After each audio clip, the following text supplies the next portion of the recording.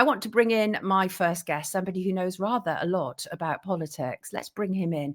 Here he is, the rather wonderful Godfrey Bloom, author, historian, banker, military lecturer, former member of the European Parliament. If anyone is equipped to take a good look at Labour and the implosion that's taking place, Godders, it is you. Good morning to you. Good morning to you, my dear. Good morning to you. Morning, everyone. What are we to make of it all? Is Labour in chaos? Is it all deliberate? There's this major reshuffle that's taken place. All of it, of course, hinged on the fact that the Deputy PM, Angela Rayner, resigned, didn't pay the right amount of stamp duty on her property. Then there's loads of stuff come out. She'd used money from compensation given to her disabled son by the NHS. What do you make of it all? Well, I think the problem that we have is that it is not quite as simple as that. I have seen in my lifetime the degradation in public life of any form of moral compass at all. And she's just a symptom. She's just a symptom of lying, cheating politicians. And believe me, I spent 10 years in the game. They are all the same. It doesn't matter what rosette they wear. They are all positively ghastly. The difference, of course, with the socialists is they're not quite as good at cheating as the Conservatives were, because they're not used to fiddling their expenses for a merchant bank like me. So they always get caught. And of course, it's not just Angela Rayner, is it? We've got to look at the Chancellor, Rachel from Accounts. She lied on her CV too. She's also been reprimanded, and there's more to come, by the Supreme Court about her behaviour before the last budget. So Rachel Reeves is a wrong un. We know that Keir Starmer is a wrong un because he was part of covering all that up. And Labour's very easy in the last year because they've been upfront. It's the low-hanging fruit, the Labour Party, isn't it? It's the low-hanging fruit. It's easy. But what is also just important is that let's talk a minute about Boris Johnson, because there's talk about Boris Johnson coming back in a reformed Conservative Party coalition. There seems to be no shame. We all know that Boris Johnson is a sociopath. And you've only got to look at the peace agreement that we had in April 2002 in Turkey, which he went direct to Kiev to tear up. Now, here we have a man that is probably 600,000 young men dead since then, and civilians. He sleeps tight at night. And the fact that he can even be considered after this appalling debacle, but perhaps a political comeback, tells us, does it not, all about legacy media? Yes. It takes about legacy. The fact that they're not crucifying him in their editorials, left and right, is simply amazing. And this has been going on. This is not new. We had Blair and the Iraq War, which was now, of course, come out as the entire thing was fake. We've got MI6 who are putting soldiers, British soldiers, which they denied, and Parliament's denied, and the Prime Minister lied. They've just been captured by the Russians, operational officers. And to be brutally frank with you, they shouldn't be there. There's no treaty agreement. And if the Russians shot them, they'd be within their legal rights. This is the kind of country that we've got. It's very interesting what you say there, because you're absolutely right.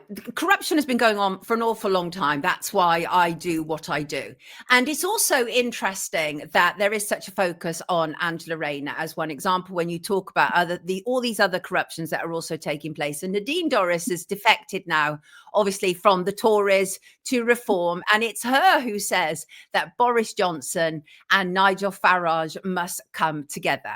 And I think one of the reasons why Boris Johnson remains so sort of popular within mainstream media, because he's one of theirs. He was one of theirs for a very long time. And I think that's the reality. They've continued to protect him. But do you think there is a degree of we kind of expect corruption from Tories, right? It's a given. It's what we expect. But we're taught not to expect it from Labour, as one example. It's like we know that the Sun is going to be shite, but we're taught that the Guardian is good. Do you take my point, Godders? Yes, I most certainly do. And I think that all changed with Blair. Blair, who is possibly the most devious and evil Machiavellian figure, probably that we've had in this country in history, I would imagine. Now, I've got to pick up on that because I made a note of that too, because it all goes back to Blair. His Judicial Appointments Commission. His Judicial Appointments Commission, which means now your very senior judges, your High Court judges, your Supreme Court, your Court of Appeal are full of Fabians, self-confessed Fabians, not a secret. No. So they make decisions based on politics. They are political appointments, and there's no getting rid of them. And they're all pretty dreadful people as well. The whole point of the principles of English law is that you have judiciary is not part of the party political system. They're completely separate, and you make your law, and the law should be interpreted and judged upon on that basis. You simply can't have a merger of the two, which is why we're getting I know you've got no time for her, and I don't even know the woman, but you can't possibly put people in prison for 2 years for a hurty tweet. You know, I completely agree with you. I don't have to like somebody or what they stand for to realize they've been subject to an unjust law. I completely agree with you. It's ridiculous. It's a ridiculous system. I get it. I really do. But I just wonder whether all of this chaos that we've been hit with over the last, it's been chaotic for a very long time. It's a new kind of chaos that has been introduced to us with Starmer's government. Obviously, the widespread censorship of our speech, of our ability to, our freedom to assemble, all of this stuff that's taking place. And that is very Fabian-esque. You're absolutely right, because obviously the Fabian society greatly influences what goes on within the Labour Party, which is now our governing party. But I just wonder whether it is really as chaotic within the Labour Party right now, or whether it's just all for show, because Yvette Cooper made an absolute pig's ear of everything as the Home Secretary. It's absolutely clear the woman is totally biased in favour of Zionism. And so I feel she had to be moved out. And what they did was they put in place the Justice Secretary, who only the day before had actually railed against what you just said there, saying we shouldn't be questioning judges' integrity. Did you see that with Shabana Mahmood?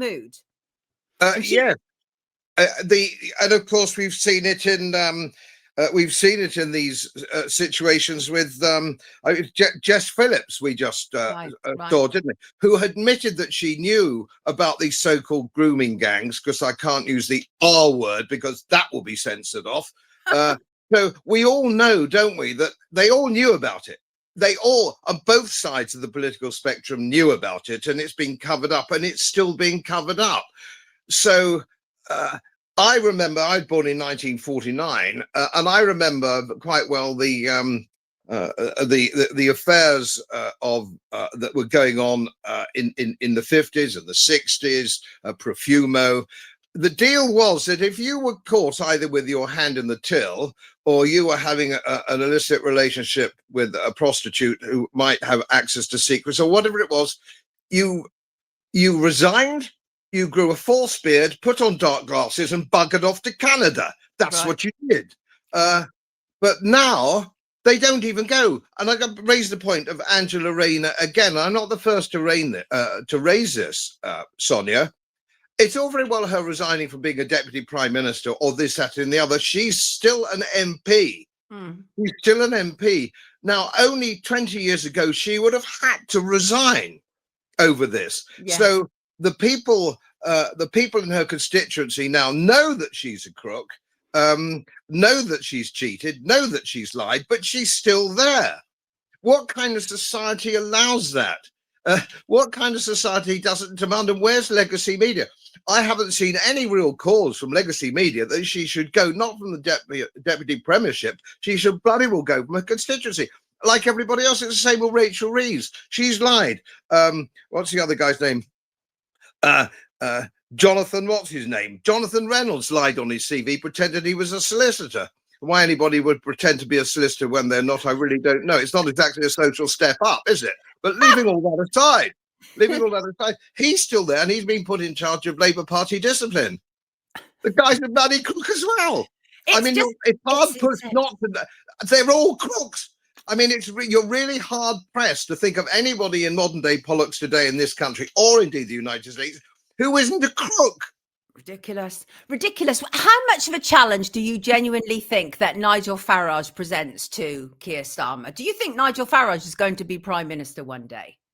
Well, it's very difficult to say in politics because, I mean, Wilson said, doesn't he, 2 weeks is a long time in politics. Yeah. And of course, the characters in Reform, and you rightly pointed it out, there's some very dodgy characters there. I like Lee Anderson, I have to say. I think he's a good, honest working fellow. It was a really good speech. I was actually surprised. He was very engaging. I thought it was the best speech of the day. I thought Richard Tice was rubbish.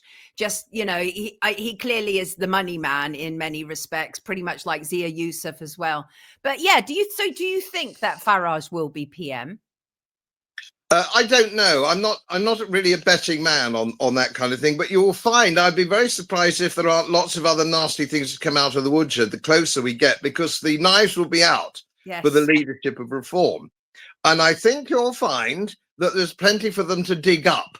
I think you'll find there's plenty there. I've been around a long time, and I know some of these comedians, and I can assure you they are not squeaky clean. I'm not sure whether we can the country can dig ourselves out of this hole through the ballot box. Because all you're doing, as we have been doing since the war, you're voting for a political party which is slightly less disgusting than the other ones. Right. That is not the way we're going to get out of this. I think it's going to have to come left field. I'm not quite sure how it's going to be done, but I rather think there's a mood in the country now across the board of people who are just fed up and they know they can't get back through the ballot box. Maybe there's, I mean, if you look at the freedom movement, or call it what you will, the independence movement in the Indian subcontinent in the late 1930s and 1940s, that wasn't done through the ballot box. That was done with millions of people coming onto the streets and say, we've had enough of you bastards. There are political reforms, if you just let me just mention one or two that might work, because otherwise it gets terribly negative. Wouldn't it be a good idea? Let's just take the Conservative Party, because I don't know anything about the other parties very much. Wouldn't it be a good idea if the selection procedure of your local MP would be based simply on your local constituency party? So if it's Yorkshire and or if it's Humberside or Yorkshire or whatever it is, wherever the constituency happens to be, local party members can say, right, okay, let's interview people. They must be genuinely local. We can't have them parachuted in from Smith Square, which is where the Conservative Party went wrong. They brought all these crooks and lefties and all sorts of dreadful people in from Smith Square, parachuted in. Your MP should live in the constituency, have lived in the constituency for some time, and he should be selected by that party if he's going to wear a blue rosette or red rosette. What you can't do is chuck these comedians in because they happen to be a mate of somebody. Right. And so you've got this terrible mateocracy that goes on, which is why the level, it's not just a question of left or right-wing politics, it's passé. That is now passé. What you're talking about now is people who are very, very low-grade people who are now on £80,000 a year, who were flipping burgers or begging on the bloody streets a few last year. You've got people who are not used to looking after economies or the National Health Service, which you mentioned earlier. These people don't know how to do it. They can't do it. And of course, the backbenchers keep their nose clean when things need to be done. Tough decisions really need to be made, which of course are being avoided.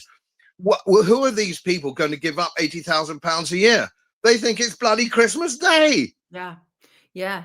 So I agree that one of the solutions is to make things much more localized, because obviously one of the biggest problems we've got is everything is becoming increasingly centralized and digitalized, and that then makes us much easier to control in so many key respects, including ridiculous things like sending emergency alerts on a Sunday afternoon, stuff like that. So I agree. I get your point. I absolutely do. I just wonder whether there is enough people yet on the same page, because we are just repeating the same stuff over and over again, and it doesn't matter which party gets in. There are always good MPs amongst that. There are decent MPs but they're few and far between, like there are decent journalists, few and far between. But I just wonder how many times we're going to go through this cycle, rinse and repeat. Is there anything, do you think, that could just wake up the mass majority that voting is not the solution? I think I could easily be wrong on this, because I live, as you know, I've got a small holding in East Yorkshire, and I make an absolute point of not leaving it unless it's to go to the pub. So I'm not fully au fait with what's going on in the big cities, but I'm sniffing the wind here a little bit, Sonia, and it's my view that people now from all sides of the political spectrum are beginning to get together and come out onto the streets with their flags and say, this has gone far too far, we don't want it. And there was a post this morning from a GP, getting back to NHS, there was a post from a GP who said, I've been told to blank out 20% of all my appointments in the future to make way for immigrants. And ordinary working people are beginning to find this out. The message is getting through slowly, the betrayal. And I know you'll agree with me on this. The working man, the working classes have no political representation at all. None. I'm not sure that you can run a society when you have such a big slice of the working working population who are unrepresented, and the whole country is run for the benefit of civil servants and their fellow travelers. You can't go on doing that with their massive salaries, their index-linked pensions. Sooner or later, people are going to get so angry they will come to the streets, and it's not going to look pretty, that is for sure. Right, got you. And I just want to refer back to that working class issue, because you're actually right. And shout out to you, Chris Smith. I picked up one of your tweets talking about this, because a lot of people say that they targeted Angela Rayner because she's working class. Well, they've said that repeatedly with her. And Chris Smith said it's nothing to do with being working class. Tory MPs got the same treatment. I remember Maria Miller going through the same treatment, actually. And Chris goes on to say she's using media and her disabled son to try to gain sympathy. She voted for cuts in disabled benefits. And that is the reality, is that they want us to believe that Angela Rayner is the true working class representation. But the problem is that she seemed to have kicked off those boots a long time ago. And she's just another person in the trough, isn't she? The working class can kiss my ass. I've got the foreman's job at last. We've seen it over decades and decades and decades, haven't we? And I think it's absolutely appalling. I mean, my father was a sort of fairly big-wig local politician in London years ago. He used to get on much better from good old-fashioned working-class chaps representing the Labour Party as they did then, because they could all have a sherbet together. They'd all gone through the war together in different formats. And that's worked. And nobody got paid in local politics then. Nobody got paid. It was pro bono publico. So now we don't have that. I mean, the problem, I don't know, perhaps we ought to burn down Oxford University. Would that be a start? Of course, he's not suggesting that for 1 minute, Mr. Policeman. But I take your point, and you are one of the few people with any integrity. You refuse to take your pension from being an MEP, and that is so unusual. And that's why I know that you are someone absolutely with integrity. Let me read you some of the comments. Chris says, "Speaking truth as usual."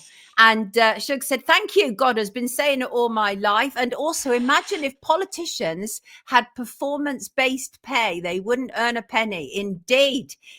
Synchronized Soul said, "Gotta love Godders." Indeed. And I think that sentiment is echoed over and over and over again. Godders, before you leave us, what are your thoughts about this week? Any more changes going on, do you reckon, in our government? My assessment, my brutal assessment, it really doesn't matter. You're just exchanging one crook for another. And that just shows when you're looking at that fellow, Jonathan Reynolds, just being promoted within the Labour Party. It doesn't matter. The problem is getting caught. And the watchword is, I think, for all political parties, is for goodness sake, don't get caught. Because if you get caught, we might take away your grace and favour house, or we might knock your salary down from £120,000 a year to £80,000 a year. It's not exactly clearing out the Organ stables, is it? No. I think what we need to do is send some of these people to prison.